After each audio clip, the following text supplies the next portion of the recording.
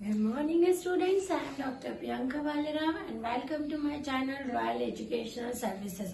तो आज हम solution of simultaneous linear algebraic equations को लेके आए हैं। इसके अंदर हमें क्या करना है, जो साइमल्टेनियस लीनियर अलजेब्रिक इक्वेशन है ना, उसको कुछ मेथड्स होती हैं, जैसे Gauss elimination method, Gauss Jordan method होती है, गॉस आइडियल मेथड होती है। ये सारी जो मेथड्स होती है ना, इससे हमको उन इक्वेशंस को सॉल्व करना रहता है। तो सबसे पहले तो हम समझते हैं कि हमारी इक्वेशन किस टाइप से रहती है, उसका फॉर्मेट कैसा रहता है, फिर हम उसको जो है उसमें अलग अलग मेथड से उन इक्वेशंस को सॉल्व करेंगे। सबसे पहले हम समझते हैं कि इक्वेशंस कैसी होती है। सॉल्यूशन ऑफ साइमल्टेनियसली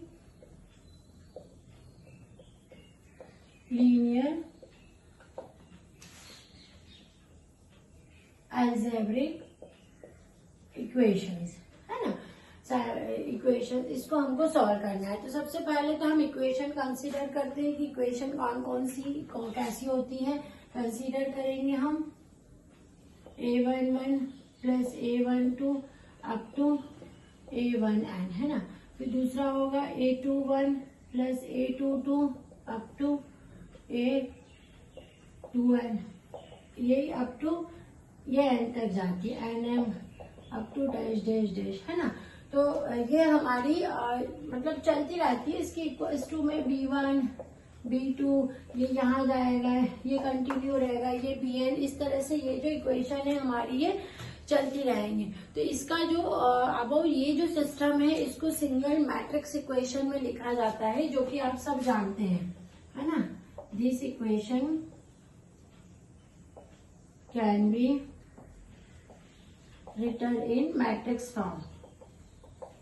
जब हमने मैट्राइसिस करा है ना, तो हमने ये देखा है कि इस इक्वेशंस को ऐसे लिखा जाता है, ठीक है, मैट्रिक्स फॉर्म में ax इक्वल्स टू b, जहां पर a की जो वैल्यूज होती है वो ये वाले कोफिशिएंट रहते हैं, a11 a12 up to a1n, a21 a22 up to a2n, है ना। ये चलता रहता है ना। और फिर आपकी जो x की वैल्यूज रहती है ना, वो जो वेरिएबल इसके साथ अटैच होते हैं ना, x1 सॉरी यहाँ पर लिखना है a11 x1 x2 xn, ठीक है। ये जो आपके वेरिएबल रहते हैं वो यहाँ आते हैं, x1 x2 xn, है ना। तो वो जो वेरिएबल की वैल्यूज होती है ना, x1 x2 up to xn, ये यहाँ रहती है, और ये जो b रहता है, जो कांस्टेंट इस साइड रहता है, उसकी वैल्यू स्मॉल b1, अभी b2, और ऐसा करते हो इसको, है ना। तो ये आपका मैट्रिक्स फॉर्म, जो कि आप बहुत अच्छे से जानते हो ना, साइमल्टेनियस इक्वेशन को मैट्रिक्स फॉर्म में इस तरह से लिखते हैं, सभी को पता है। अब इसका जो सॉल्यूशन फाइंड करने का मीनिंग होता है कि ये जो वेरिएबल्स है इनकी वैल्यूज फाइंड करना, ठीक है। अब ये जो वेरिएबल की वैल्यूज ही फाइंड करने के कुछ अलग अलग मेथड होते हैं। ये नहीं है कि उसमें हमको हर मेथड में इस तरह से ट्रांसफॉर्मेशन करना है, लेकिन कुछ कुछ मेथड्स ऐसी है जिसमें आपको ax इक्वल्स टू b में यूज करना पड़ेगा। जैसे कि गॉस एलिमिनेशन मेथड जो है, जैसे कि उसका जो नाम है वही सजेस्ट कर रहा है हमें कि गॉस एलिमिनेशन, यानी कहीं ना कहीं वेरिएबल्स को एलिमिनेट किया गया है, ठीक है। तो इसकी जो वेरी फर्स्ट मेथड है हमारी, वो है गॉस एलिमिनेशन मेथड, ठीक है। नाम ही इसका बता रहा है कि वेरिएबल को जो है एलिमिनेट किया गया। अब वेरिएबल को एलिमिनेट कैसे किया गया है, उसकी क्या मेथड्स होती हैं। एलिमिनेट करने के लिए कुछ सब्ट्रैक्ट किया जाता है।